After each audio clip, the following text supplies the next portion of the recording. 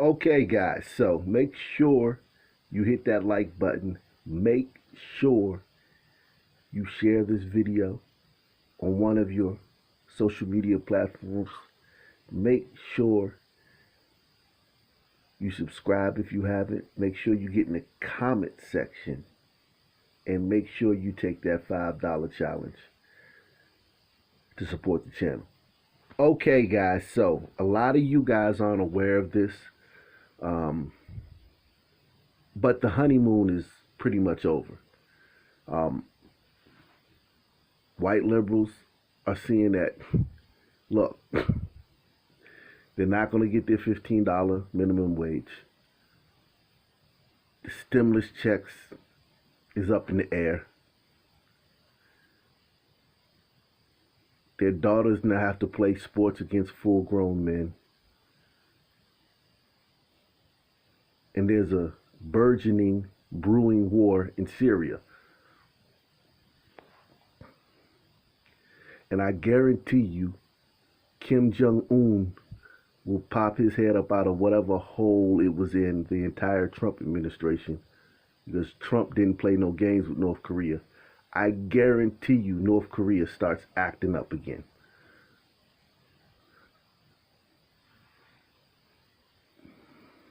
So, it's basically chaos. Then you throw in the fact that everybody is being victimized by crime in the streets because of the defund the police movement led by liberals. And the Asian community is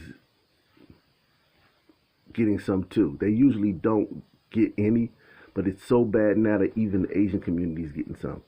So the Joe Biden's honeymoon with progressive Democrats is officially over. If you look at his approval rating, it's far lower than it was before his honeymoon was over. It was far lower than it was that first month when he couldn't do anything wrong, when everything was about Trump.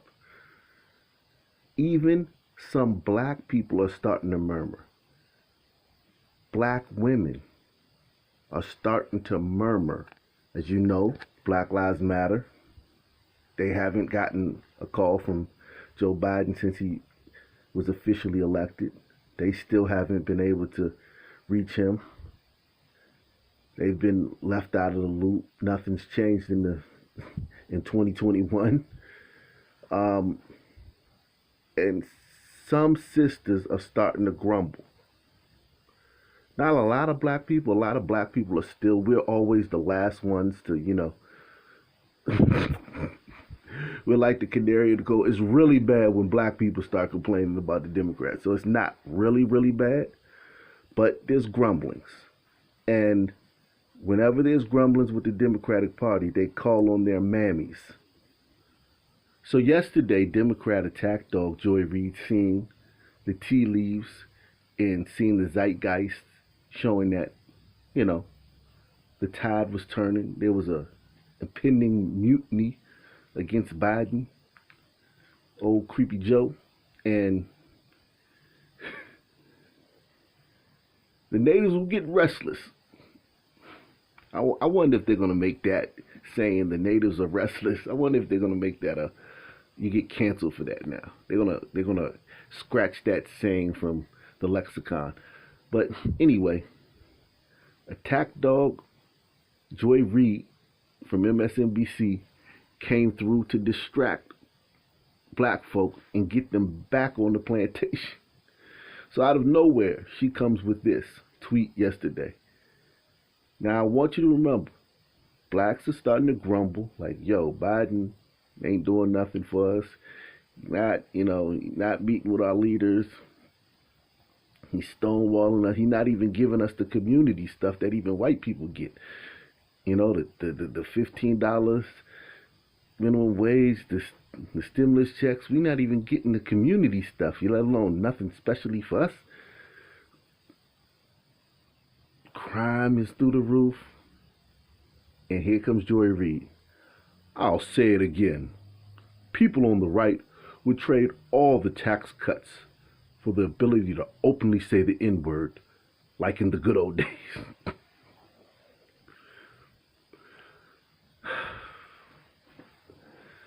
Okay? So now, and oh my God, you see the comments. Everybody, all the black people online cheering her on. That's right, girl. You right. Mm-hmm. And she's got black folk pacified for the moment. She goes on to say, to them, not being able to be openly racist and discriminatory without consequences is oppression. Trump is the avatar for this freedom. So now Biden's approval ratings are lower, blacks are grumbling, white liberals are like really grumbling. And another thing, if you have footage, because I'm going to do a video on this soon. I've already done a video on this on my other channel, Living Room Gangster, so make sure you subscribe to all of my channels, because if you're not subscribed to all of my channels, you're missing out on a lot of content. I did this video, but I'm going to do a follow-up video, part 2, on the Capitol riots and all the racial slurs that were used there. Now, I've seen tons of footage from the Capitol riots, tons of cell phone footage, tons of news media footage. You hear all the people talking, yelling their slogans and yelling their, take our country back. I have yet to hear one person yell racial slur. I haven't heard moon cricket. I haven't heard darky. I haven't heard the N-word. If you have video of anyone at the Capitol riots on January 6th using a racial slur, please send it to me. My email will be in the description box. I need that for the new video I'm going to do about that. Because I've looked on CNN, all the CNN, MSNBC, all their pieces, all their hit pieces on the racists that attack the Capitol because they hate black people. And they were going to hang Mike Pence because they hate black people. All the racists that attacked the Capitol that day for that hour, I haven't heard any slurs, nothing beeped out. Whenever CNN does a piece on it, they don't beep anything out. You don't hear any slurs.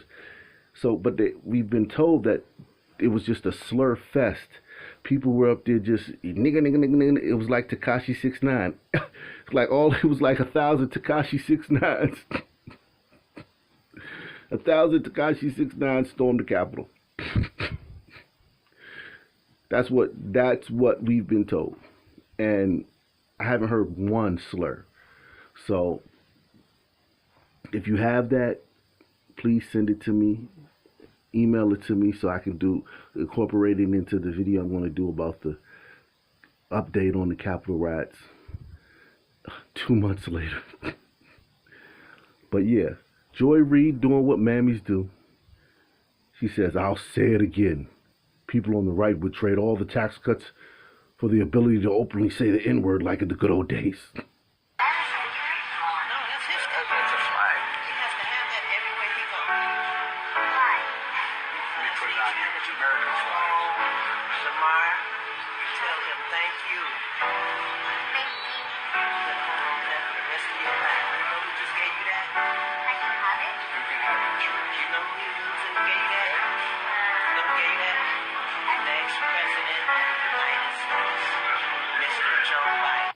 Mammy to the rescue.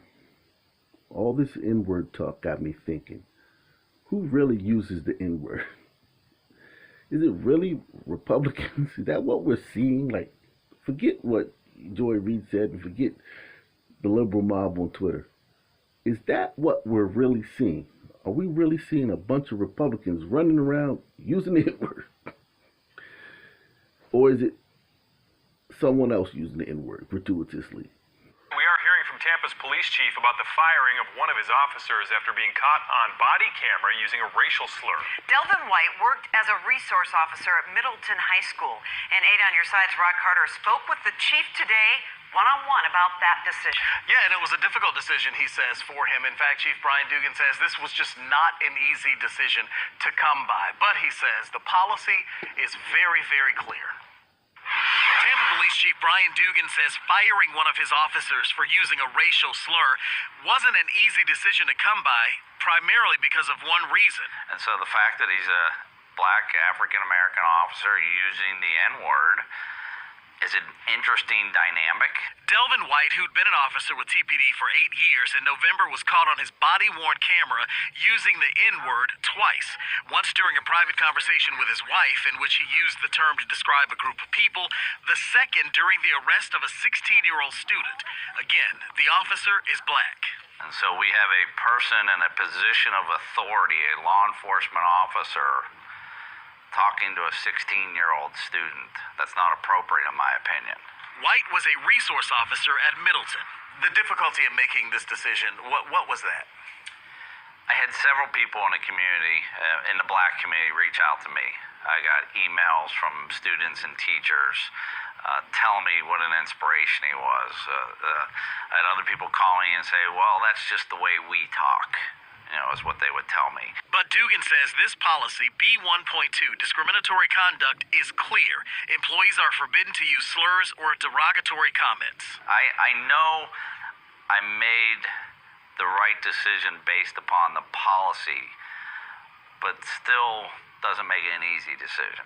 And that if one officer is held accountable for the use of the word, everyone has to be, despite that officer's race. If Brian Dugan refers to a group of people as ghetto N-words, when your chief of police is talking like that, what do you think would happen to me?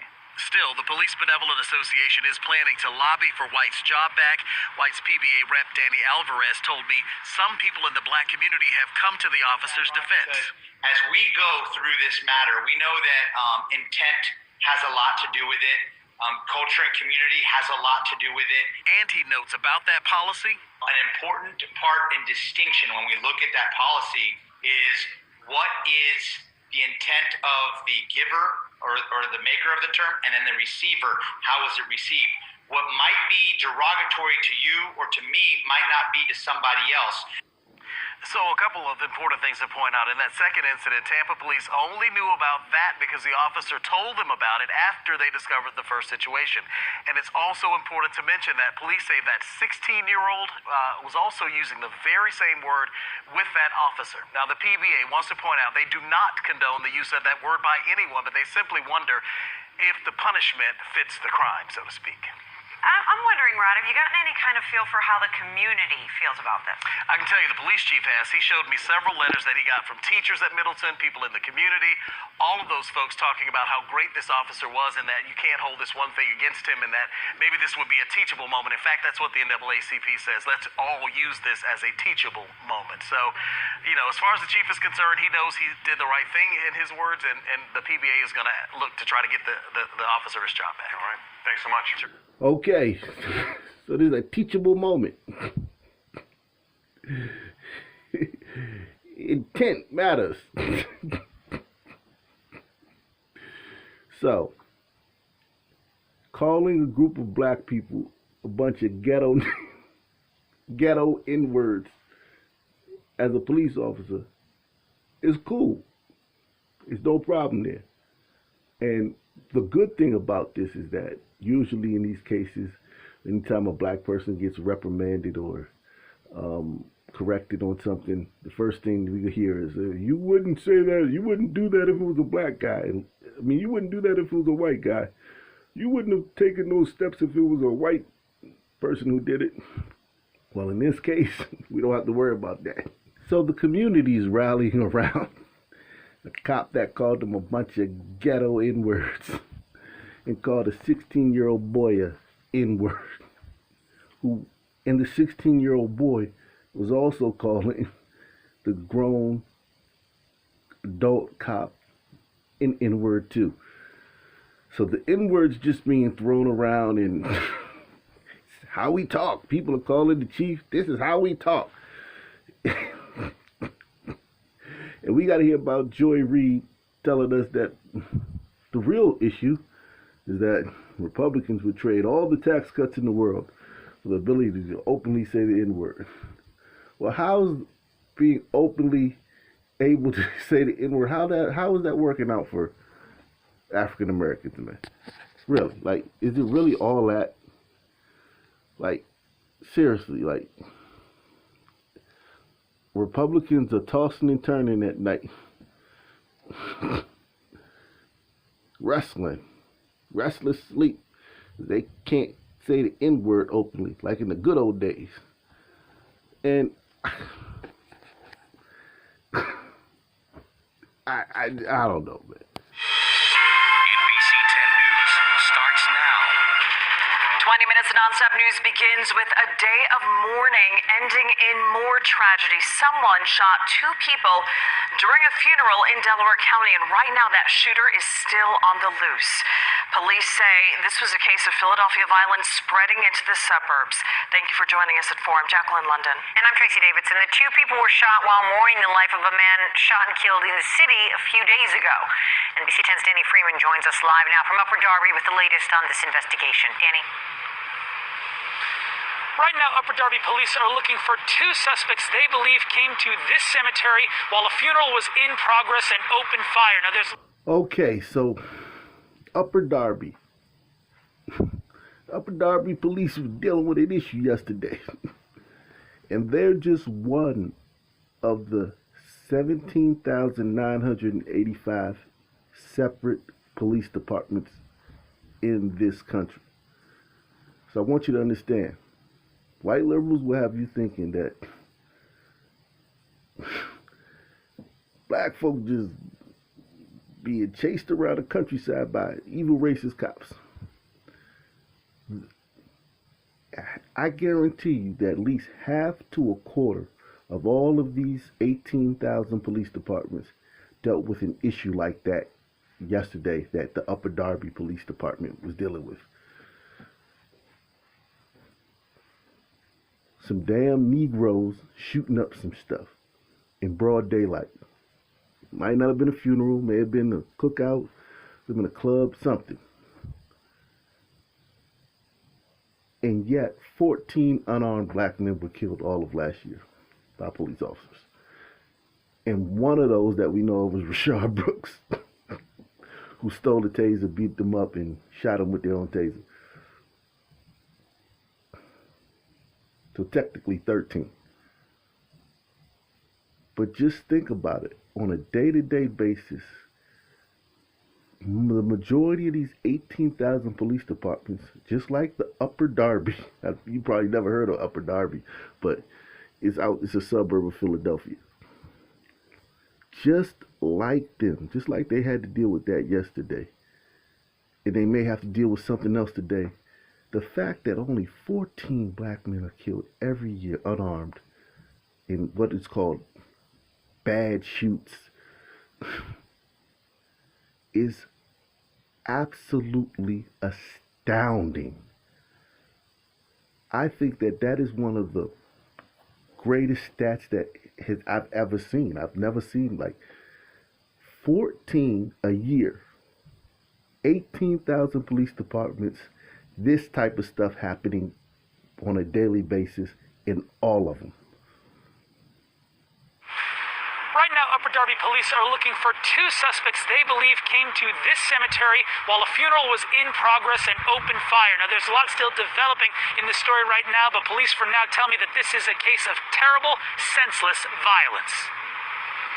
A chilling sight Thursday as 2 shooting victims were rushed out of a cemetery to save their lives. It's terrible. Absolutely, words don't describe it. It's terrible. Senseless violence today. Upper Darby police say around 11:30 this morning, gunfire broke out at a funeral in the Friends Southwestern Burial Ground. The burial here today was from a shooting victim that occurred in the city of Philadelphia about 3 days ago. Police said today's shooting was directly connected to the Philly shooting earlier in the week, but Superintendent Timothy Bernhardt would not say if today's motive was revenge. We're not there. I'm not willing to say that at the moment. We're still looking into it. The investigation's open. 2 people ran from the funeral, and while no arrests have been made, police say they have surveillance video they plan to release soon. There aren't any words to say. It's absolutely terrible, sad situation that loved ones are here burying someone that was killed in a tragic incident, and then they have to deal with this on top of it. Across the street at the Greek Orthodox Church, Father Gregory Gilbert wasn't surprised. Absolutely not. We've had a shooting here just over a month. Whoa, what? Pastor? Not surprised there was a shooting? I get it. Y'all, me, not surprised there's a shooting. The pastor's not surprised there was a shooting at a funeral. Me, I think they should have had security. I blame the family for not having security at the funeral. You know, black folk, you gotta have security at a funeral. You know that, especially if it's someone who was in the streets or a gang member or something. You gotta have security. If they didn't die of natural causes, they have a heart attack or something, fall down the steps, get security. I blame the family. Across the street at the Greek Orthodox Church, Father Gregory Gilbert wasn't surprised. Absolutely not. We've had a shooting here just over a month ago, right here on the street in front of our church. And he hopes police monitor funerals of shooting victims more closely in the future. We are very worried because this is not just a danger to us, it's a danger to all of the people that are coming to the funerals in that cemetery, the people in the neighborhood. It's a dangerous situation for everyone. And as for the victims, police tell me right now that one of today's victims was grazed in the face by a bullet, while the other had to go into surgery at last check. We'll, of course, keep you updated on their conditions, but neighbors and the police tell us that they're unsettled by this Philadelphia violence spreading into the suburbs. For now, live in Upper Darby, Danny Freeman, NBC 10 News. Sure. Oh yeah, Joy, you were saying something about Republicans and tax cuts and the N-word and the good old days. Your people have bigger fish to fry, Joy. Got bigger fish to fry, man. A lot going on in your community. From Compton to New York, St. Louis, Miami, New Orleans, to Atlanta, to Upper Darby. Upper Darby. And we just covered the Upper Darby shootings near the cemetery. There's a whole town. That just covered the 2 shootings that was near the cemetery in the last month. Just think about what's going on in the projects or in the community.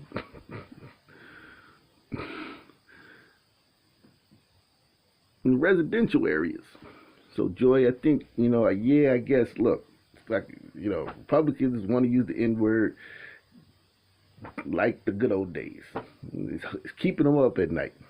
And you using your platform to address that. Thank you, Joy.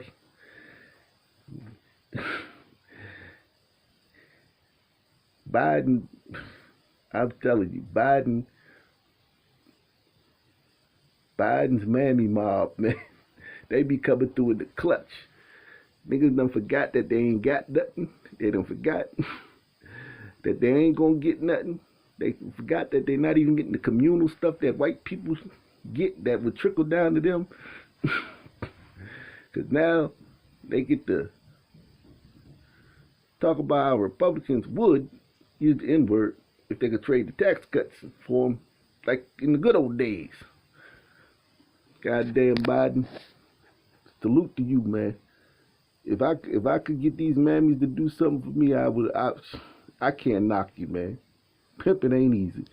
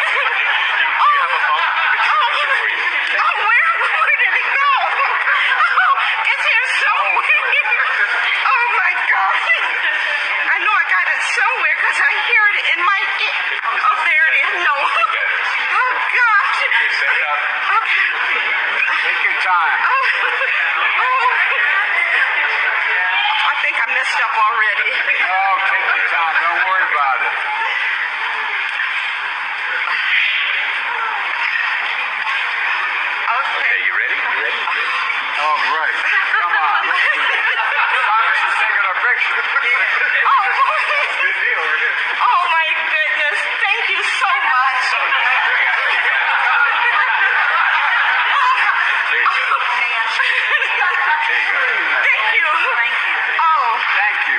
I'm not gonna sleep tonight. Oh my goodness. Thank you. Go get him. You're right. We gotta get that idiot out of office.